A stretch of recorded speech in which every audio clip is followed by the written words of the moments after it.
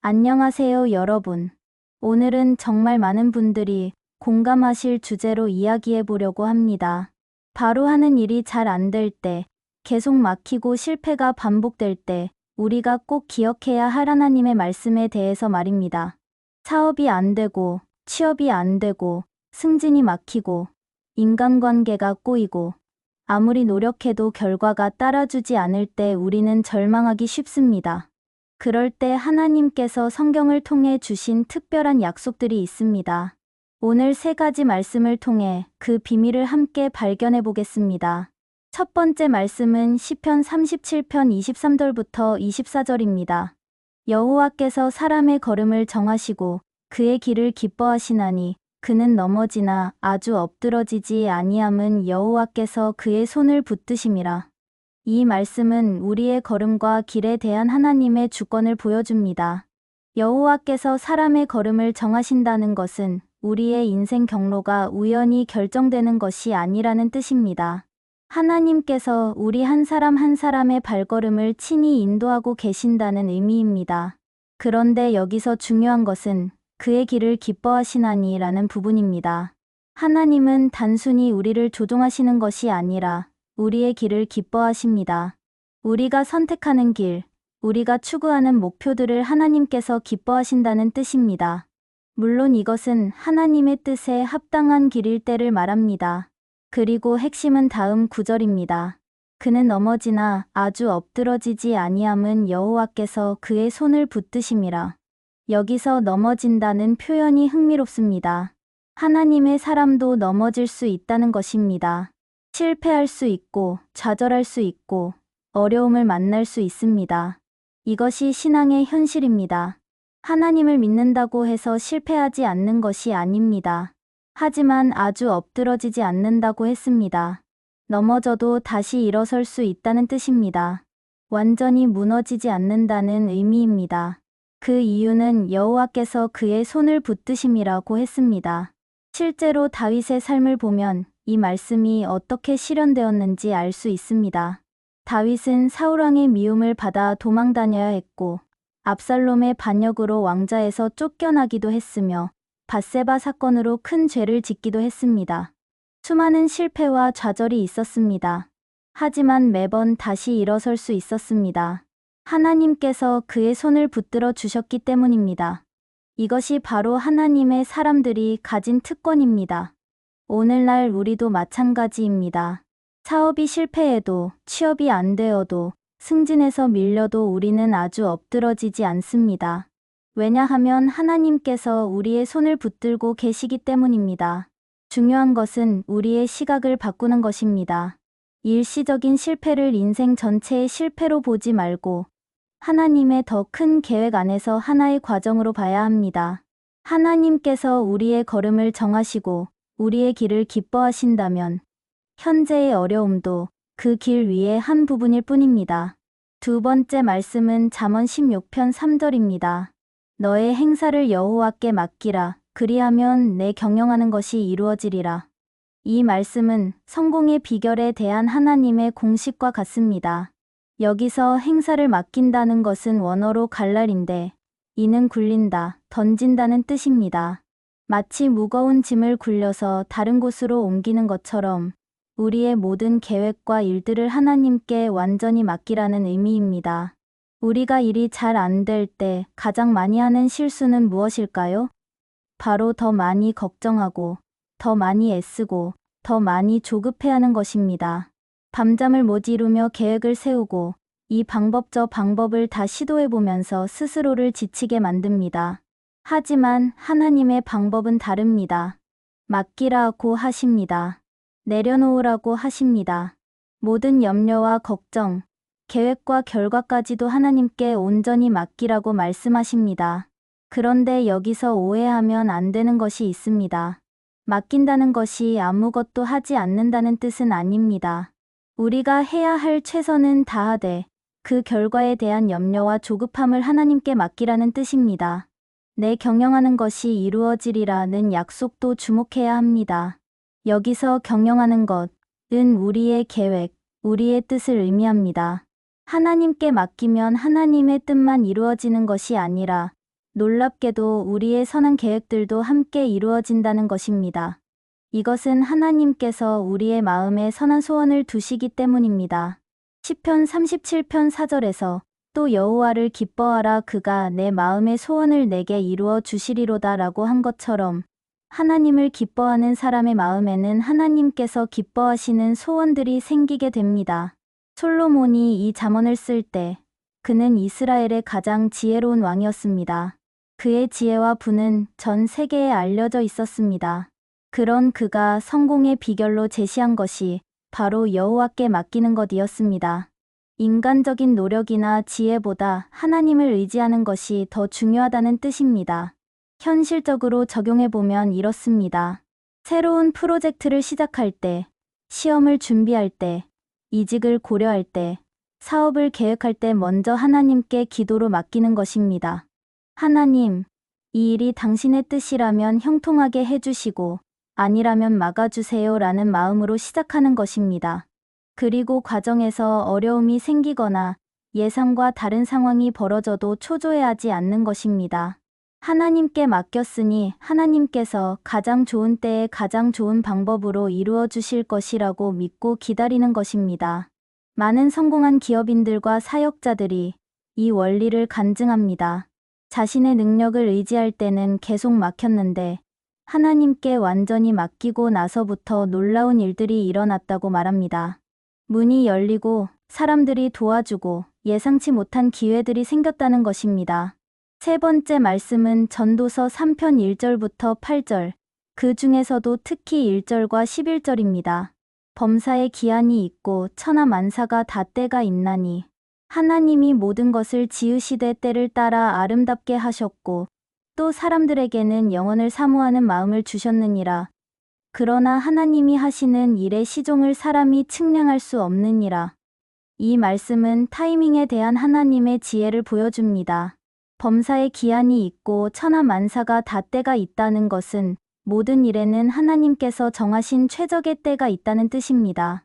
우리가 일이 잘 안 될 때 가장 힘들어하는 이유 중 하나가 바로 타이밍 때문입니다. 왜 하필 지금이야? 왜 이런 때에? 다른 사람들은 다 잘 되는데 왜 나만? 이런 질문들로 괴로워합니다. 하지만 하나님의 관점에서 보면 모든 것에는 때가 있습니다. 심을 때와 거둘 때가 있고 울 때와 웃을 때가 있으며 잃을 때와 얻을 때가 있습니다. 지금이 어려운 때라면 그것도 하나님께서 허락하신 때라는 뜻입니다. 솔로몬은 이스라엘 역사상 가장 부유하고 지혜로운 왕이었지만 그 역시 인생의 허무함과 좌절을 경험했습니다.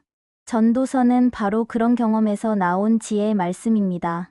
그가 깨달은 것은 인간의 노력만으로는 모든 것을 해결할 수 없다는 것이었습니다. 하나님이 모든 것을 지으시되 때를 따라 아름답게 하셨고 라는 부분이 핵심입니다. 하나님은 모든 것을 때를 따라 아름답게 만드십니다. 지금은 아름답지 않아 보일 수 있습니다. 지금은 고통스럽고 어려울 수 있습니다. 하지만 하나님께서는 때가 되면 그 모든 것을 아름답게 만드실 것입니다. 여기서 아름답게라는 표현은 단순히 보기 좋게 만든다는 뜻이 아닙니다. 원어로는 야페인데 이는 완전하고 적절하며 조화로운 상태를 의미합니다. 즉, 모든 것이 제자리를 찾고 완전한 조화를 이루게 된다는 뜻입니다. 실제로 성경에는 이런 예들이 많습니다. 요셉은 형들의 시기로 노예로 팔려가고 억울하게 감옥에 갇혔지만 그 모든 과정이 나중에는 이집트의 총리가 되어 가족과 민족을 구원하는 일의 밑거름이 되었습니다. 당시에는 이해할 수 없었던 일들이 나중에 보니 하나님의 완벽한 계획이었던 것입니다. 모세는 40세에 이집트 왕자의 지위를 버리고 동족을 구원하려 했지만 실패했습니다. 80세가 되어서야 비로소 하나님의 부르심을 받았습니다. 40년이라는 긴 시간이 걸렸지만 그 기간이 있었기 때문에 모세는 더 완전한 지도자가 될 수 있었습니다. 다윗도 마찬가지입니다. 사무엘에게 기름 부음을 받고도 실제로 왕이 되기까지는 약 15년이 걸렸습니다. 그 기간 동안 사울왕의 추격을 피해 도망다니며 고생했지만 바로 그 경험들이 그를 이스라엘 역사상 가장 위대한 왕으로 만들어 주었습니다. 우리의 일이 잘 안 될 때도 마찬가지입니다.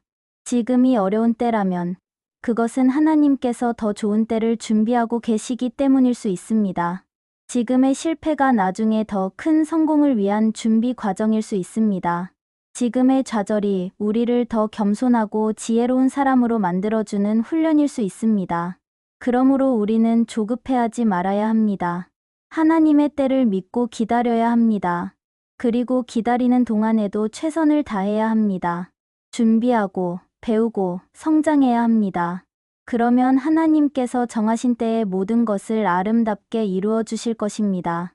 지금까지 두 말씀을 통해 우리가 배운 것을 정리해보면 이렇습니다.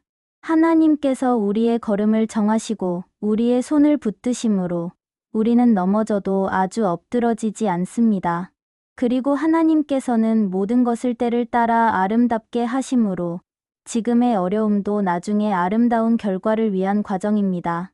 마지막 세 번째 말씀은 예레미야 29장 11절입니다. 여호와의 말씀이니라 너희를 향한 나의 생각을 내가 아나니 평안이요 재앙이 아니라 너희에게 미래와 희망을 주는 것이니라. 이 말씀은 바벨론 포로로 잡혀간 이스라엘 백성들에게 주신 말씀입니다. 그들은 조국을 잃고 이방 땅에서 70년이라는 긴 시간을 보내야 하는 절망적인 상황에 있었습니다.